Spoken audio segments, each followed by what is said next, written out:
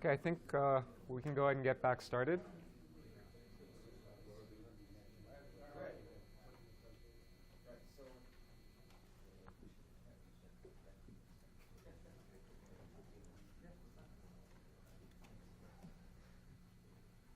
All right, so good afternoon, everyone. My name is Moneer Helu. I'm a mechanical engineer in the engineering lab at the National Institute of Standards and Technology. I'm here today to talk about ways that we can apply, or use rather, open source data analytics tools to start getting some understanding, developing some intelligence from the data that we're collecting from MTConnect. So, after the first couple talks this morning from Nate and from Surya, we have now some implemented MTConnect-based system. Thanks to Neil, it's working. We've debugged it. We have some data. So of course the question is, what do we do with the data? How can we actually produce some sort of actionable intelligence that provides us some value from all of our exercises?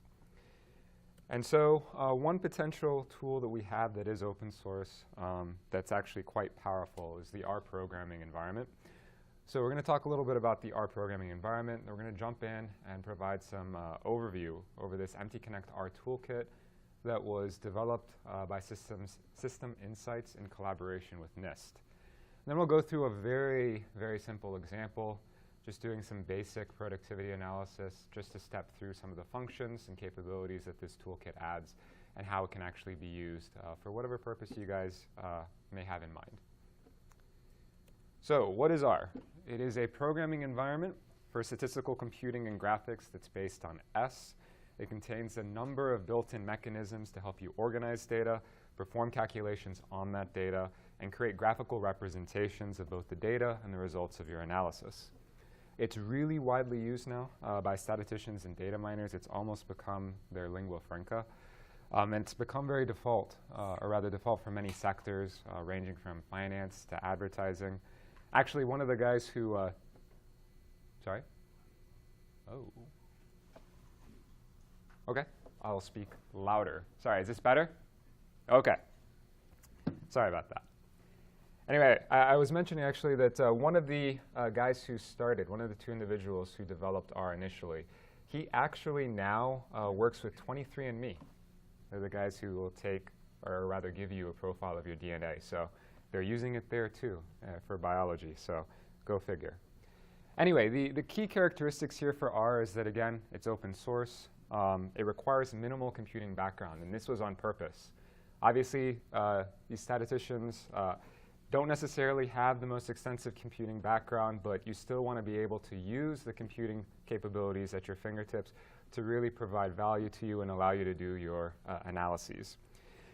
The other key characteristic is that it has extensible capabilities. That's what this cool toolkit represents, where we've added functions to the basic set of functions that exist. And obviously, there's a variety of different packages that you can add to R depending on what you're trying to accomplish. So really quick, fun bit of trivia. Does anyone know? Actually, first, does anyone use R or know what R is before today? Oh, not bad. Does any one of you guys know why it's called R? Regression. Sorry? Regression. Actually, one guess I've seen is that it's because it's based off of S, although you'd imagine it'd be called T. But so actually, it's because the two guys who made it, their first names start with R. I figure I have to put this up there because if you're a researcher, that's always the goal, right? To have something named after yourself. So the two guys who did it, it's two professors. Well, actually, the one on the left is a professor at Auckland, Ross Sihaka, and the gentleman on the right, Robert Gentleman. He's the guy who I think now works at 23andMe in data science over there. So because both of their names start with R, it's the R language. Anyway, I thought that was interesting. All right. So how do you get started with R? First thing, of course, is you need to install the R package. And there's a URL up over here if you intend to do so. You can actually just get started from that package. It's got some interface for you to use so that you can actually get started doing some sort of analysis. It's optional, but I think it's useful to also install a GUI. And there's a variety of different GUIs out there. I've thrown a bunch of them on here. I'm not endorsing anything. Really just depends on what you prefer. I happen to use RStudio, but you may like something else. That's completely up to you.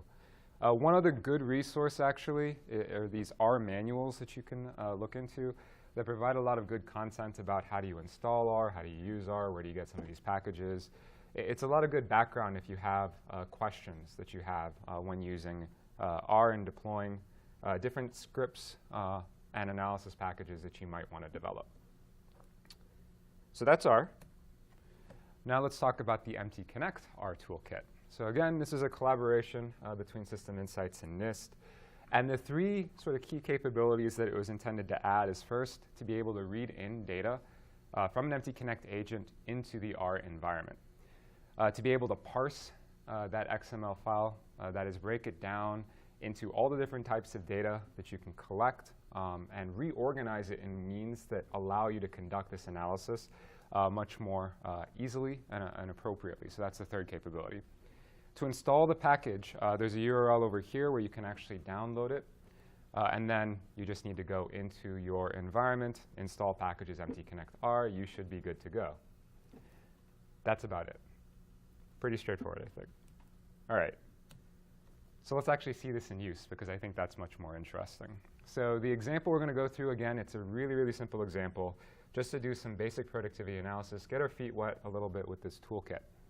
So the source of data that we're going to be looking at is a 5-axis machining center that's in our testbed at NIST. This is actually the same machining center that was used to create the data from the demonstration earlier today, but a completely different set of data. This data is just one random part that was actually being run in the shop at the time. Don't necessarily know anything about sort of what was intended to happen. We just want to look at it and see sort of what did happen and how that reflects sort of the productivity of the operation as it was conducted. So the goal of this demonstration is to show how we can start exploring data using this toolkit for one particular part and start building some intelligence. And specifically, we want to start understanding how interruptions and inherent inefficiencies will affect productivity for this one particular part. So the interruptions we're talking about specifically are tool changes, and the inefficiencies are idle periods. So that's what we're going to be ultimately trying to track. So with that, I will escape out of PowerPoint and pull R up. But before that, actually, let me show you a couple of things. The two main things that you input in with this toolkit. So first, of course, is the device's XML file. So this is the device's XML file for 2 machines in our testbed. And we're going to be using this as part of our prototype system that we were testing out at the time. So we've got our devices.xml file. And of course, the second bit that we need is the actual data. So this is the data collected from one of our machines over the course of creating this one part. This is just a simple agent dump using the dump agent Ruby file that you can find at the GitHub site for MTConnect.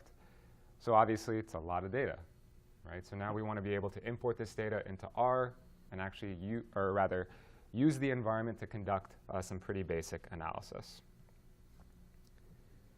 All right. So to make this a little bit easy, I've put together a series of scripts that we can step through, so you guys don't have to see me waste my time twiddling my thumbs the entire time. So really quick, though, I wanted to go over sort of where to look for different bits of information as we walk through the demonstration. So the first portion over here in the upper left, these are the scripts, and we'll step through the scripts to talk about what each function is actually doing and how you can use those functions. On the bottom right is our console. This is basically our command line where we're going to start executing each one of those scripts. And then on the bottom right over here, this is where different plots that we generate. This is where it's actually going to appear. In the upper right, it shows the environment. So as we start building different data sets, you'll see them actually be collected in that upper right corner. So anyone who's used MATLAB as an example, this looks pretty familiar, I think. Similar type of setup. All right. So the first thing that I've already done is I just set my working directory to the folder where I have all the scripts located, my data located, and my devices.xml file. The first thing that I need to do is I need to start up the MTConnect R package. In this case, I'm going to start up a second package called deployer, dplyr. This just gives me some added functionalities for plotting. There are 2 other things that I'm going to call really quick also. I'm going to locate my data file. It's called gfag. So I'm going to call that file path dmtcd, which is delimited MTConnect data. That's the whole meaning behind that. And I'm also going to locate my devices.xml file. One quick note over here, because I've changed my working directory, I just have the file names. Obviously, if I'm working in a different directory, I need to put the entire location for those files. All right, so I will go ahead and execute the first script to get things started. So executing in R, a script is just source. I put in the file name, I execute. So now I have two stored variables in the upper right. One that stores the location, or rather the name of the data file. The second that stores the name of the XML, the devices.xml file. All right, first function to introduce. So this is one function, one of many functions, and we'll actually go through a subset of the functions. I should actually caveat that a little bit. There are more functions in this toolkit. Again, there's documentation with the toolkit when you download it. Gives you a complete rundown of what all those functions are, how they actually need to be used, and what they can be used for. We'll go through, like I said, a few of these just to give a flavor of what's out there. But I encourage you definitely to download the documentation, download the toolkit, and see what it can do for you. All right, so the first function is called getDeviceInfo from XML. The purpose of this function is to be able to see all devices that are actually existing in that devices.xml document. Now, this is important because later on, we're going to want to identify the device that we actually want to start investigating. So we have to get that information from somewhere, and that's the devices.xml file. So the way we use it is we call the function name, and we give it, obviously, its arguments, specifically the location of the devices.xml file. And you can actually change up the MTConnect version depending on if this file is based on a previous version of the standard. Otherwise, it's just going to default to the most recent version. So in this case, we run that script. We save the information under device info, and we'll print that out to take a look at what we got. Oops, that's not good. All right. All right. So in the bottom right, we've actually printed out the devices that exist in that devices.xml file. We have two devices, one that's called NIST testbed Mazak QT1. I guess you can imagine what machine that is.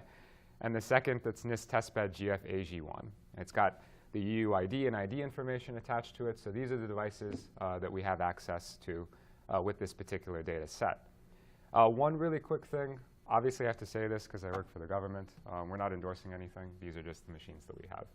Sorry, Neil. All right. So we know that we have two devices accessible to us. Our data, though, is only for one of those devices. It's for the GFAG machine. So we want to be able to just store that device name because we're going to have to use it later on. So this isn't necessarily any functions that are specific to the toolkit. All we're doing over here is we're taking the name of that device that we care about, printing it out just to make sure that it's correct. So I'll go ahead and run this script. All right, so we've stored now the name of the machine that we care about, NIST testbed GFAG1. Again, this is going to be important because as we start navigating the data file, obviously we want to pull out all the right tags, the right information about that data to support our analysis. All right. So the next thing that's going to be useful for us to get the XPaths, right? So we can actually start understanding what data exists there and what data we want to collect. So for this, there's a function that the toolkit provides. It's called getXPaths from XML. The arguments for this are the location of the XML document, the name of the device that we care about, and the version of MTConnect that we're using. Again, if you do not specify a version, it just defaults to the most recent version of the standard. So we execute that over here. We give it the name of the XML file. We give it the device name that we care about. And we're going to go ahead and print. But we're only going to print actually one portion of this because it's a rather long file. And I don't think anyone wants to see that. Although if you want to, we can print that too. All right. So this actually wrapped around a little bit. So this XPath information should be up over here on the right because it's one big table, but that's all right. So what we see here is that it's actually returned a lot of information to us about what data actually exists here. So we have a variety of different IDs. We have the name of that data, the type of data, the category of data and subtype, as well as the XPath for us to actually locate that data as well. So we see, for instance, that we have position data for X, Y, and Z. It's the actual position, and we have the appropriate XPath for that. By the way, please stop me if you guys have any questions. All right, so we know now what data exists. We have the XPath information. Now we want to start to create a device class to store all this information for each data item. So for that, we have this new function, again from the toolkit, create MTC device from the MTCD, from the delimited MTConnect data. It's going to feed in as its arguments, or it's going to need the location of that data, the location of the devices file, the name of the device that we're interested in, and it's cutting off here on the right, so let me scroll to the right to show you. Again, the version of MTConnect, and if you don't specify anything, it's going to be the most recent version. All right, so we feed in the relevant information. We're going to store it as a new variable MTC device, and we'll print it out so you can see what it actually generates.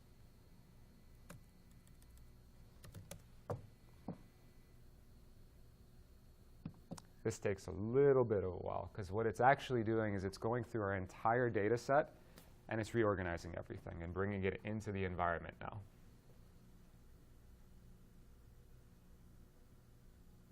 So while we're waiting, how's everyone doing? Yes, sir. So in this case, you're showing that all the data is on a single XML file. But what if you have, you want to merge different XML files? Because one of the cases that I have, I'm generating XML files every, let's say, second or 2 seconds. So just packets. How can we merge it and identify the new one? So actually, this data is not an XML document. It's being stored and fed in from a text file, right? Because it's just a simple dump of the agent. There is a merge function that I think would be helpful in this case. We're going to get to it in a second, actually. The example that we'll walk through over here is slightly different from your example, but I think still useful for you to see and potentially could help you quite a bit to get what you need. All right, so it's compiled everything, and now it actually lists out the names of the data items that are actually stored in here. Sorry, from down here. So you can see that we've got angular position, availability, e-stop, execution, path feed rate override. We have things from the logic program. We've got path position information, spindle overrides. We have some system information, and we have the positions again. So a lot of good data. And now we can actually proceed to start analyzing that data. The first thing, though, is we want to organize our data a little bit, right? So for that, we have 2 separate functions that we're going to rely on. One is get data item. The other is get data. The difference between these two is the get data item will give you back the information about the data and some metadata, so the class information. Get data actually gets you the specific data that you actually intend to use. So we actually use both over here because essentially what we're telling R to do is find all data that meets this particular class, or however we've defined it, in this case the position data for X, Y, and Z. Then we run get data after that to get the timestamp and the actual value, build a new set so that we use those values for our analysis, because that's really what we care about, right? So let's go ahead and execute this script that uses these 2 functions from the toolkit, and we'll go ahead and print out the results so we can see what we get.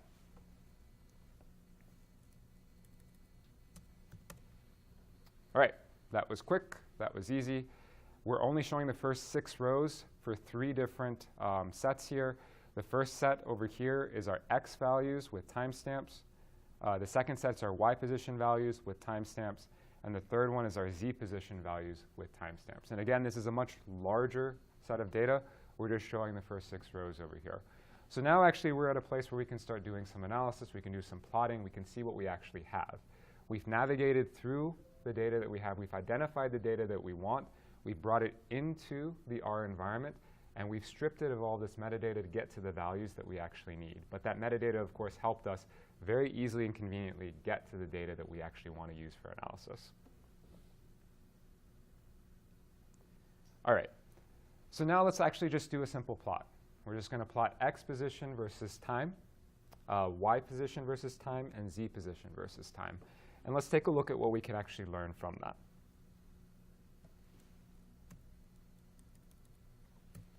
And actually, really quick to make sure we're all on the same page, I should mention What we're using here are already built in or existing plotting functions that you can get through R. So in this case, we're using the function ggplot, which creates a geometric object. And you can make a variety of different geometric objects when you're plotting. In this case, we're just connecting it as a line. All right? So the arguments are just create that plot itself, connect this following data, the exposition data, with a line, and then label the axes, one timestamp, the other value. So we've loaded the package, and now we actually have the plots in the bottom right. So let me try and blow these plots up a little bit to make them easier to see. I'll start from the first one. So this first plot now is x position over time. The second plot is y position over time.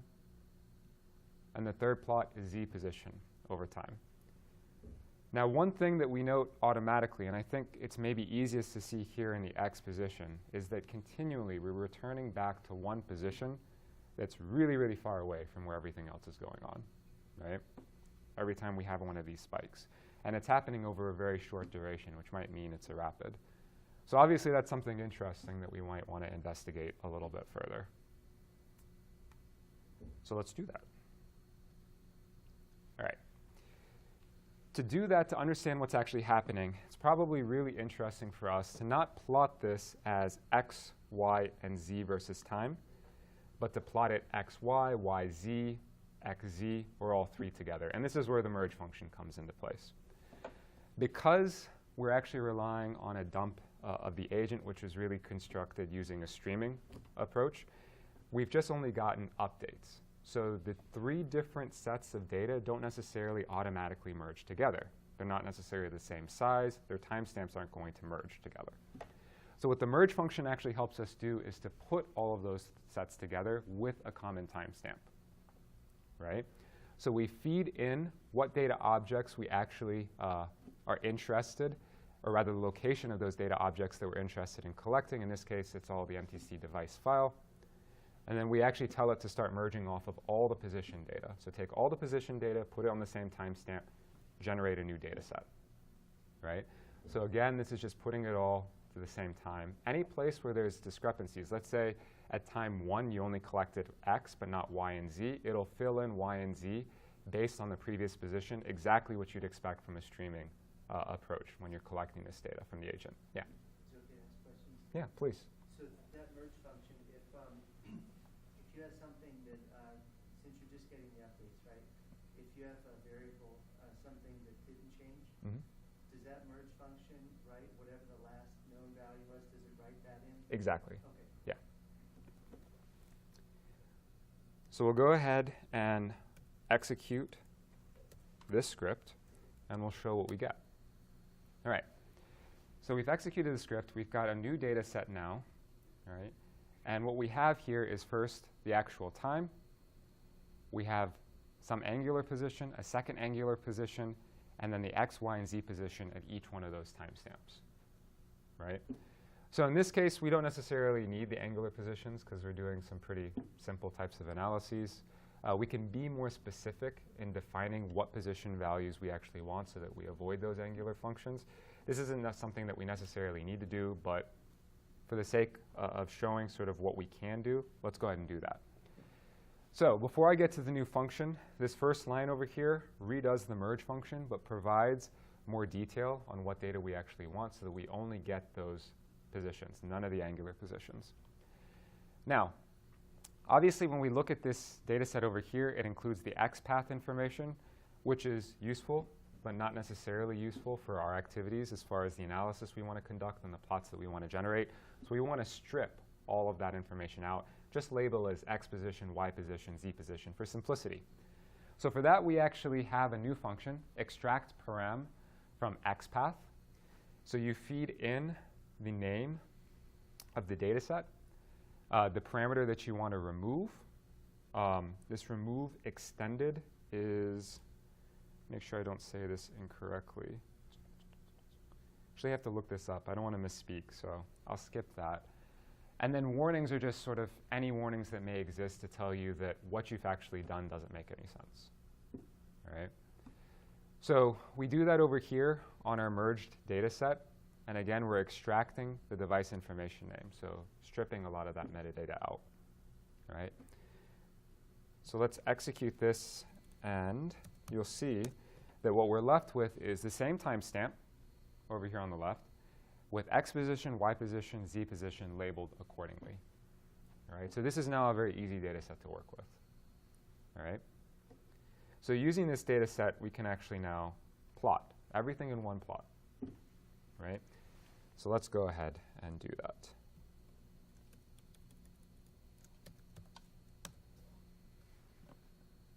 All right.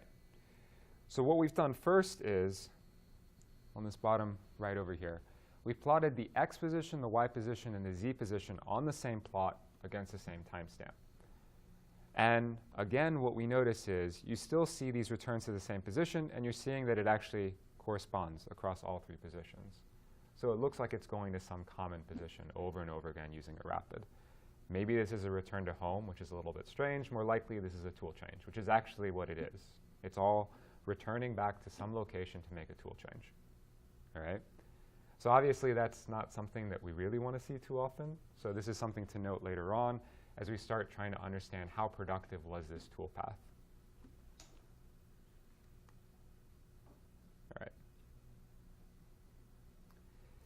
So we can replot all of this to look at each plane of movement to confirm what it is that we actually just guessed. And that's exactly what we'll do here. This is another plotting exercise, same arguments, but this time we're looking at xy, yz, and xz.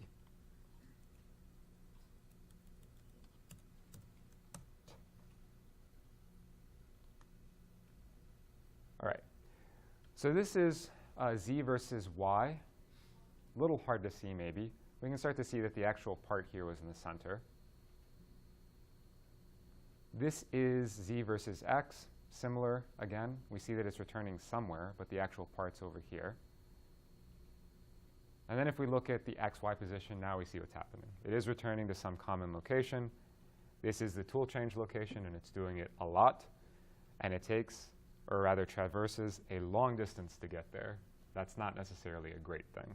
It's something that we might want to note. So this confirms our hypothesis. All right.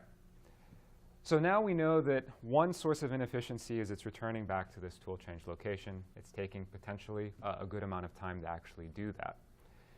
Other sources of inefficiency are when the feed rate, or rather, other sources of inefficiency are idle times in the machine, and we can actually identify idle times by looking, for instance, at the pad feed rate. If the feed rate's 0, it's presumably not doing anything, right? So in this case, the path feed rate was not provided as data in this data set. It's actually a long story why it's not there, but suffice it to say, it's not there. But we can actually derive it. Just estimate it really, really quick. Do some convenient analysis for that, just by taking the total distance traveled and dividing it by the total time it takes to do that travel. So for the total distance, we just do, well, sum of squares distance, take the square root. Standard distance calculation. If you know the start point, the end point, you know it's a line between, you can determine how far it actually traveled. So that's what we do over here, 3D distance traveled. We're using over here a lead function. The lead function actually takes every data item, moves it up one row, right? And this actually makes the subtraction pretty convenient. You have two vectors, one shifted by one row. So you have next step, previous step, take the difference between the two. That's the distance between those 2 points. For the time taken, we already have the timestamp, so all we're doing is going between those two timestamps and determining the duration, how much time actually elapsed. And then we put that together, right? We take the distance traveled, we divide it by the time, and we round it so that we only have 4 decimal places. And then that is now our path feed rate. Now we do a couple of other things over here. We use another function over here called melt. What melt is actually doing is it's taking our existing data set, right? It's adding this new data to it, and it's labeling all this data as variables. Now that's important to a certain extent later to help us actually plot this stuff a little bit more easily and keep track of the data. But let's go ahead and take a look at what this data actually looks like by plotting it.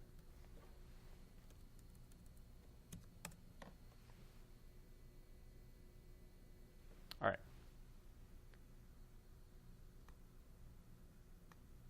this a little bigger. All right, so what we're plotting over here on the top is the path feed rate.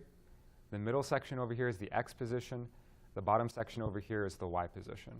And we see actually that there's periods where the feed rate's basically 0. There's actually quite substantial periods. So that's something to note later. Again, we're looking for inefficiencies. These are potentially inefficiencies that we're going to want to track.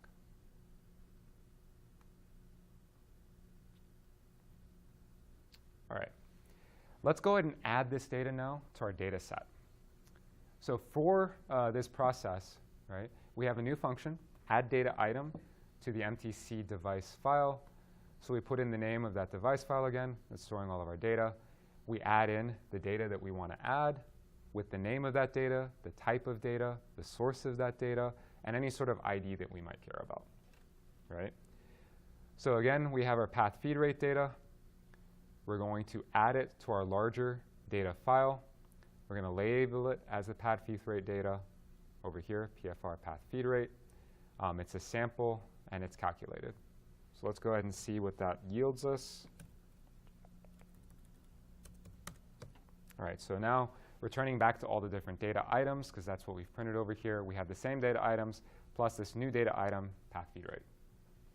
OK. So now we're ready to start thinking a little bit more about what are some of these other periods of inefficiency. We have our path feed rate. We already have the execution information. We already have feed overwrite information. Those three different types of data are helpful in helping us identify those idle periods, because idle could mean that execution is not active. It could mean that the feed rate is 0, or it could mean that the overwrite is placed at 0. And we want to identify each one of these three different periods. So we're going to actually do that. We're going to pull out that data from our data set so we can do some analysis, identify those times. One thing that you're going to notice over here is that I'm also pulling out the position information as well. There's a reason for that. We'll get to it in a second. But at any rate, we have a new merged data set over here where we're just pulling out all the execution data, all the path feed rate data, and all the position data to support this analysis. And we'll go ahead and show what that looks like.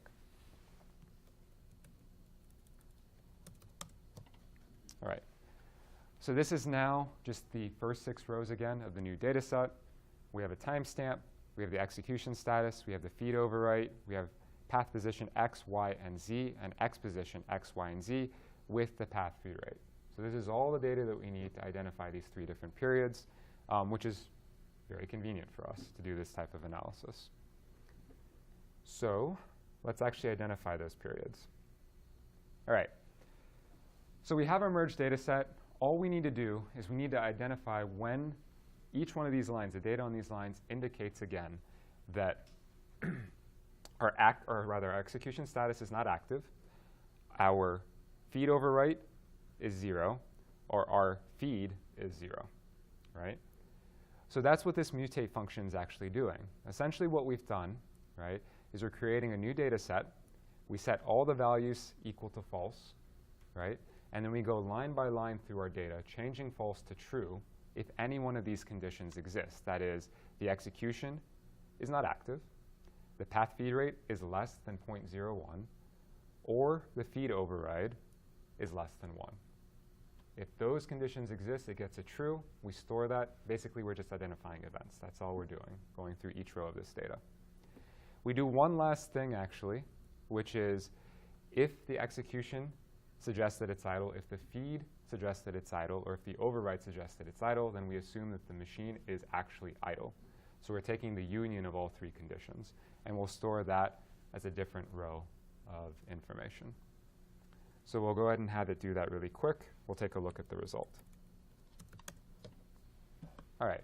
So this is the first 6 rows that we have. So we still have our original data set, timestamp with all that data. But now we have 4 new columns. Each column tells us if one of these conditions is true or if it's false. So is it true that its execution state suggests that it's idle, that the feed suggests that it's idle, that the override suggests that it's idle, and then the union of those 3 is the machine actually idle? All right? So now, we'll take a look at the time that's taken for the tool changes. That's the first set of information. Now we're going to look at the second bit of inefficiencies. We identified before that the machine kept going to a common position. Pretty sure that's all tool changes. We actually know that that's tool changes. And we knew from the previous plots, if I actually go back to that XY plot, that this position exists where x is greater than 30 or y is less than minus 30. So essentially, all we're going to do to identify whenever it's actually in a tool change is we're going to go through the position data. And if those two conditions are met, that is, x is greater than 30 or y is less than minus 30, we know it's at the tool change location. We store that as, yes, it's in a tool change. Oh, sorry. So again, same process. We're just adding a new column here for tool change, all set to false. And then we replace that false with a true if our conditions are actually met.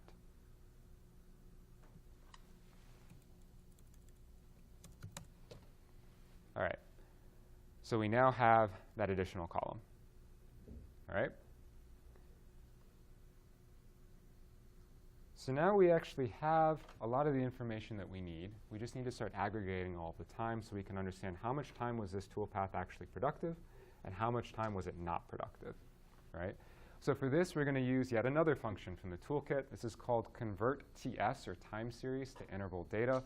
Essentially, what we're doing is we're going through, we're taking the timestamp for each row, right? And based on that timestamp, we're determining the length of time, the interval of time that it actually was in that condition. And then we're going to just add up all those durations at the end to get our total time. All right?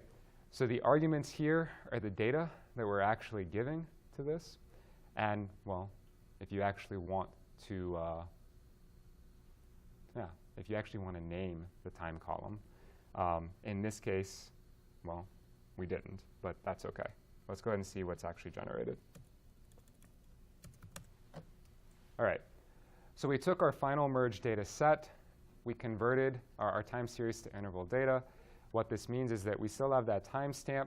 Now it's represented as start and end times so that we can actually determine the amount of duration it was in that particular event status. All right? So now we just actually have to determine and add up all these times, just aggregate everything for each one of these states. And so that's what we're doing. We're going to go through this set over here, right?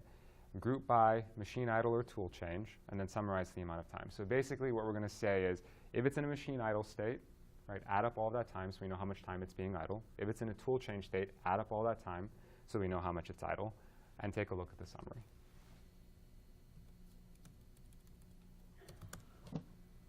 And here's a summary of everything. Right? So when it's not in a machine idle state, when it's not in a tool change, that total time is 2,714.74 seconds. When it's not idle, but it is doing a tool change, is 21.76 seconds. When it is idle, and it's not in a tool change location, it's 3,337 seconds, or 37.58 seconds. And when it's both idle and in the tool change location, it's 576.27 seconds. Sorry, I'm tripping over my numbers. So this is the exact summary that we're actually looking for. The last thing is to just add it all up so we can get some indication of how much, as a percentage of time, is it actually being productive. So essentially, we just look and add up the appropriate values to indicate each one of these conditions.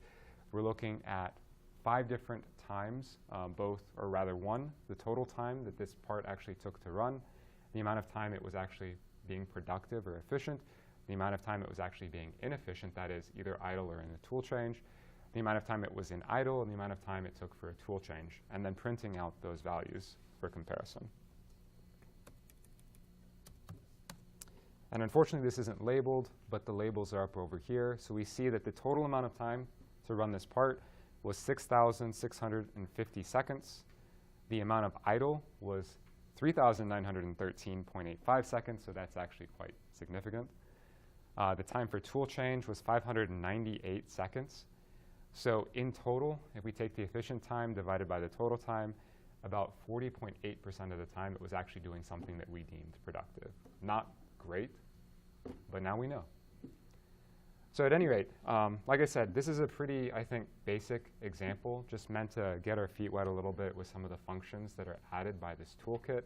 There's a lot more functions within the toolkit, so I really encourage you to explore it. Take a look at the documentation, download it, it's all open source, and give it a run. Let us know what you think about it. We definitely are interested in expanding it moving forward, but hopefully this is useful as well. Again, let me pull up the website. If you're interested in downloading the package, the URL is over here, or just ping me an email, and I'm happy to share the link. Thanks.